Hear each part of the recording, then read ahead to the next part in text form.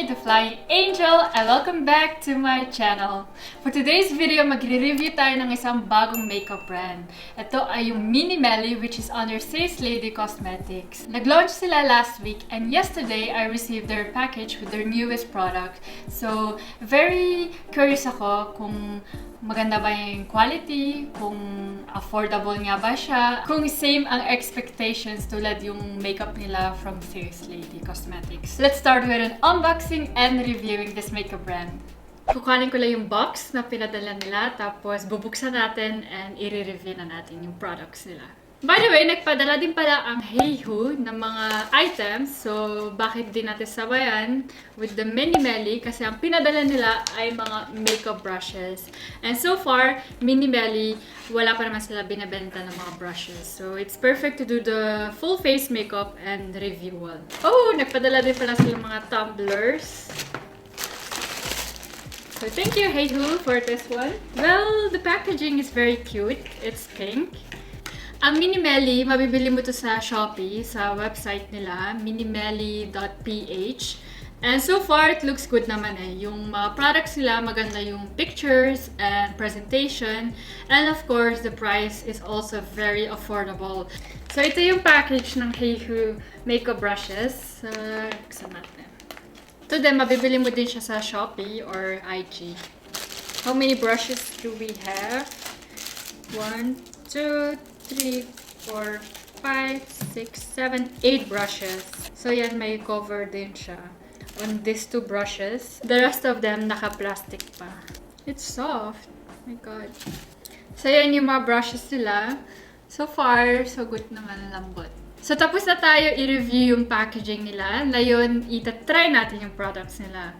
Kung good quality niya ba. So we're gonna unbox all these makeup products so we can see what we're going to use. Iba nga talagang feeling pag may bagong produkto ka. So yung MiniMeli niya under Lady Cosmetics. And never ko pa na-try ang Lady. So first time ko i-try ang produkto nila in general. So far, what I have seen on YouTube, mukhang okay naman ang produkto ng Lady.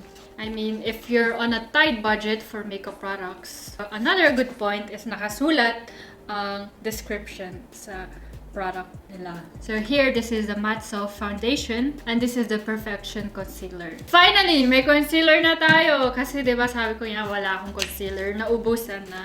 I think the only disadvantage of buying online makeup products is yung tone ng produkto, yung kulay ba. Yun ang mahirap every time you buy something online for makeup. Hindi natin alam kung same match niya ba sa skin color natin. Kasi picture lang siya eh. Let's try the products na. Fairness, ang ganda pa rin ng brush oh. Parang it reminds me of unicorns. Unicorn dreams. Wala siyang amoy. That's a good thing. So what do we have? We have foundation, we have mascara, we have the eyeliner, eyebrow, cheek cream, poreless primer, and the concealer. So we'll start with the primer, of course. Ito yung poreless primer, lightweight, skin protect smooth. 20 ml siya. Yan. May kulay siya na parang salmon color. Walang mabango, mabango. So, try natin i-apply sa mukha. Naghugas ako ng kamay. So, i-tap lang natin yan.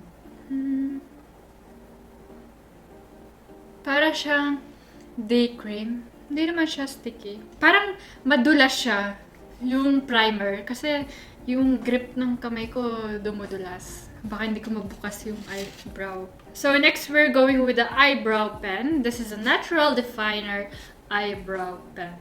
Okay, meron siya 2 sides. Oh, may brush. Cute siya. And then the pencil.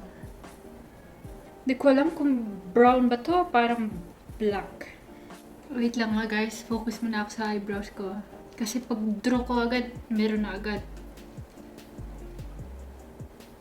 Very light siya, so hindi mo kailangan i-put force in it to draw something. Focus lang. It's so weird kasi usually I do my eyebrows with powder and a brush. Na yung ginagamit ko ay pencil. Let's use the Perfection Concealer Full Cover Light Texture Easy Blend to clean our eyebrows. I took the shade number 1. It has 12 milliliters, by the way. See? It's the color. Parang feel ko hindi siya match ng skin color ko. Oh my god. So, nililinis ko yung brows ko. And naglagay na din ako sa eyelids ko. Hindi naman makapal yung nilalagay ko eh. Okay, let's put some under our eyes to cover the eye bags.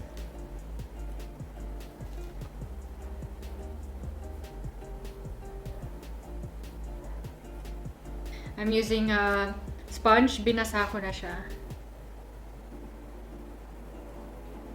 Yung coverage niya, okay din. I mean, if you look very closely, nobody's perfect. So am I. Kita mo yung mga ugat ko sa mukha. Kaya tingnan natin kung mako-cover ng concealer.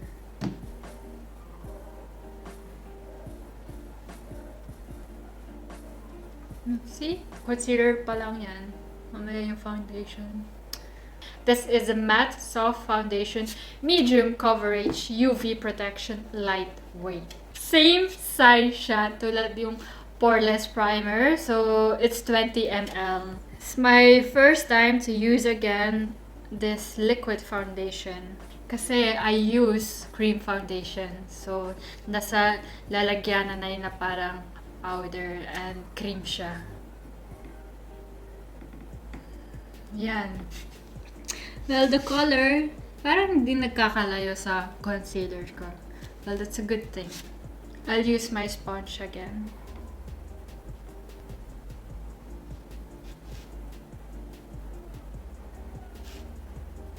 Yung color, parang maputi for my skin.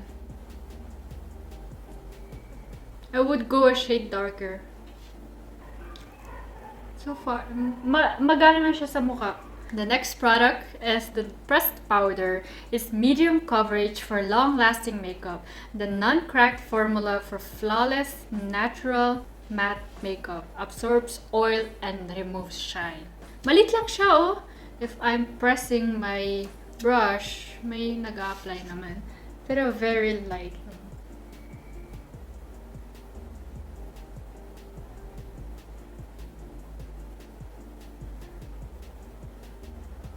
As you can see, itong side na to, may powder. Ito wala. So, talagang nakakamat niya siya. So, this is a waterproof intense black eyeliner. So, dapat, I mean, if I can suggest, sulatan pa nila ng eyeliner. Kasi, they look the same eh. Whenever you put this in your holder, hindi mo makikita yung kung ano ang eyeliner, ano yung eyebrow pencil. Parang pen siya. Marker. May sharp end. Tapos pag yung gilid, thicker. I'll focus muna on my eyes.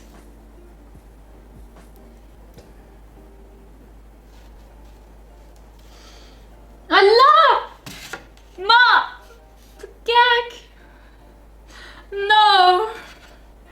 Ang tagal niya mag-dry. Allah! Bakit ganyan? Dapat dry na siya agad. Ano ba yan? Di naman siya liquid eh. Marker lang eh. So, matagal siya mag-dry pag in-apply mo. Ayan o. Kinindat ko lang isang beses sa mata ko eh. Nagkaroon na ng double eyelid. The next step is the blush powder. This is a blush powder. It's a silky powder blush that glides on smoothly with long-lasting applies evenly. It's the same size as the pressed powder, by the way. Try muna natin sa palm natin. Oh, may shimmer siya. May glitter. Ah yeah, by the way, I have this blush powder, but I also have the cheek cream. I think parang blush din siya, pero liquid. So, yung one side, gagamitin natin to, and the other side, yung cheek cream. Uy! Well pigmented. Hala! Now, let's try this other one, the cheek cream lightweight easy blend fresh. It has a weird color.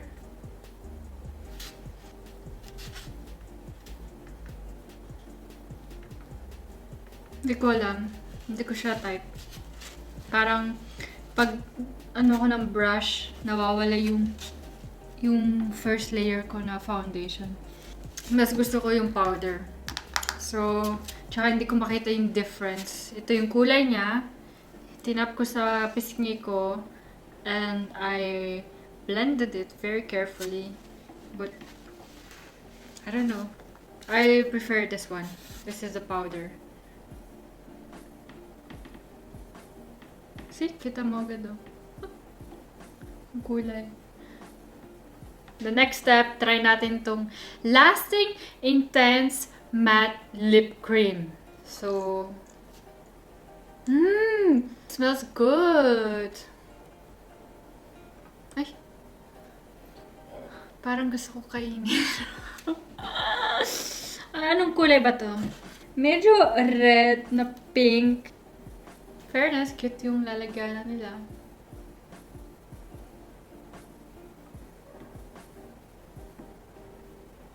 Mabilis siya matuyo.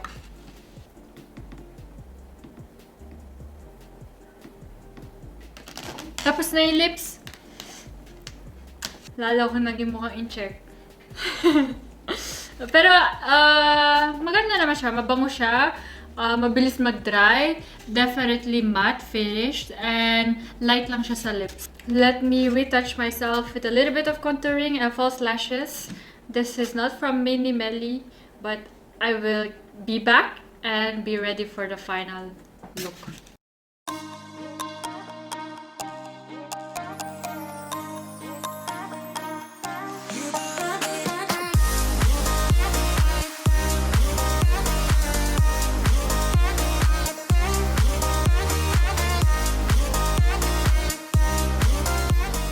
Okay, I finished my retouch. Nagdagdag lang ako ng contouring kasi wala silang binigay ng contour palette.